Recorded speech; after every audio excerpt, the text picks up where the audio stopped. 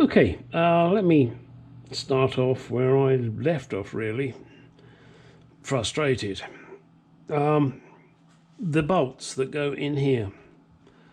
It turns out they are a M6 1. 1, I believe, is the pitch, M6 being the size of the bolt.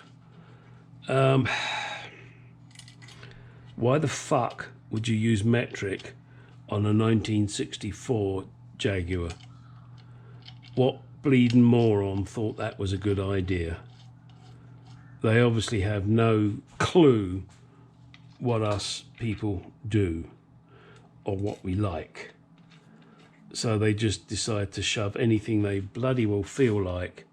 Oh yeah, let's do this, let's do that. Oh, we can't do that now. Well, we couldn't possibly use an original thread. No, we're going to have to make it metric. Why? Metric sucks.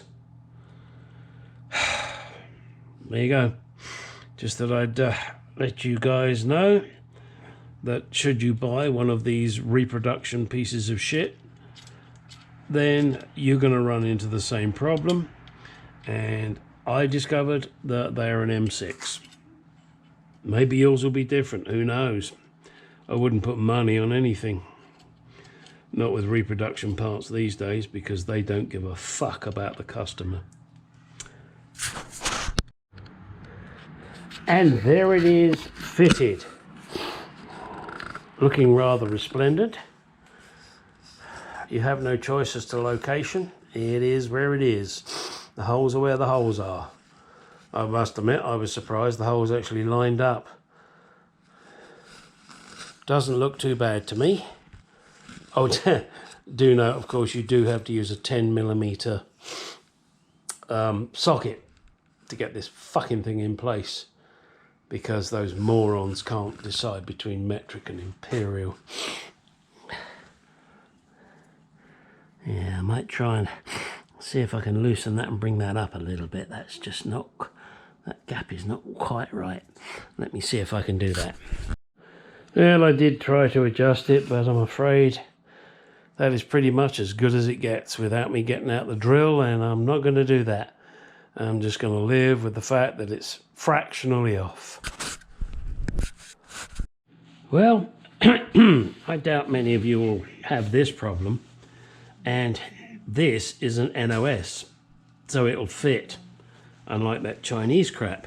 Now this did have, well, it has the remains of it left, what I believe is called snake tape, and let me show you.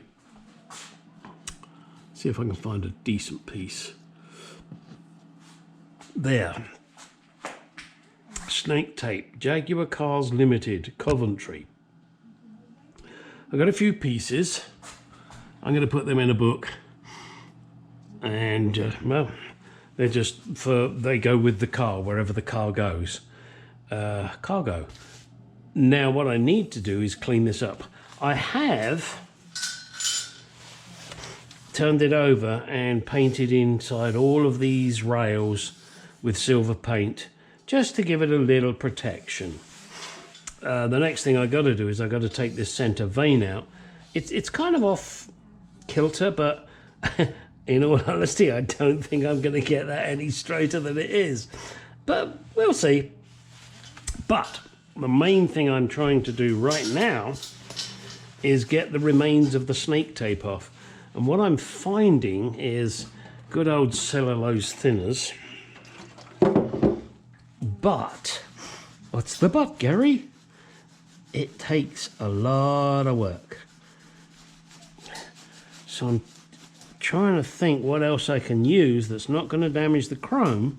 I'm certainly not going to use any abrasive, but another chemical. And I might try gasoline, I might try brake fluid. I might even try, what the hell's that stuff called? Goo Gone. I might even give that a go. So as you can see, I mean, it's the cellulose thinners does take it off. There's no two ways about it. But it's a lot of hard work. I'm going to give it a little rubby-dub-dub. You know, but I won't show you me rubby-dub-dubbing because that's a little naughty. And, you know, it comes up beautiful.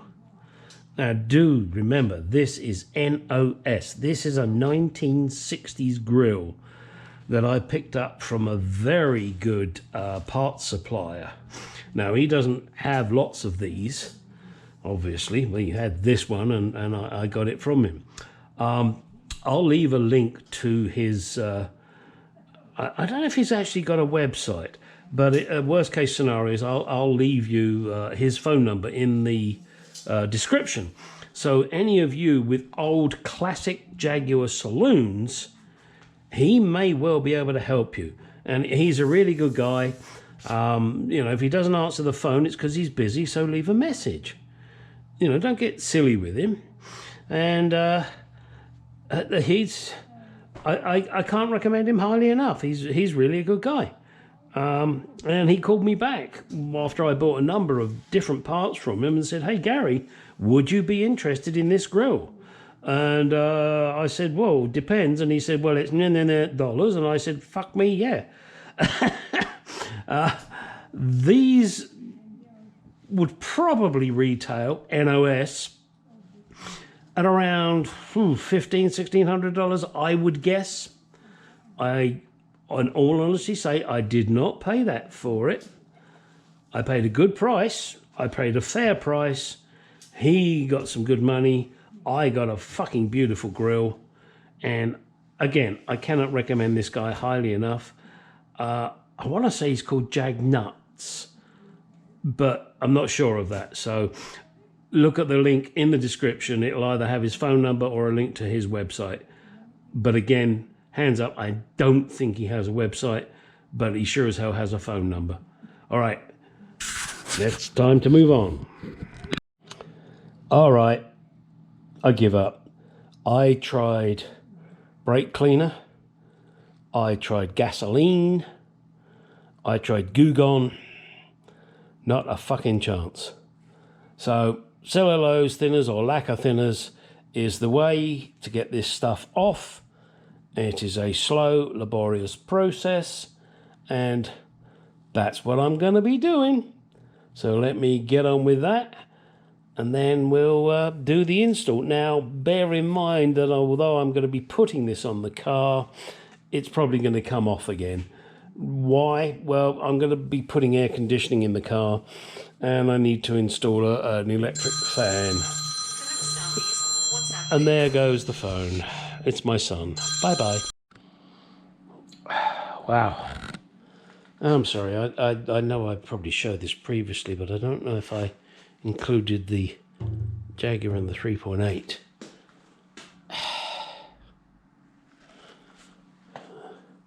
Back of this car is fucking horny. Damn. Sorry. Getting carried away.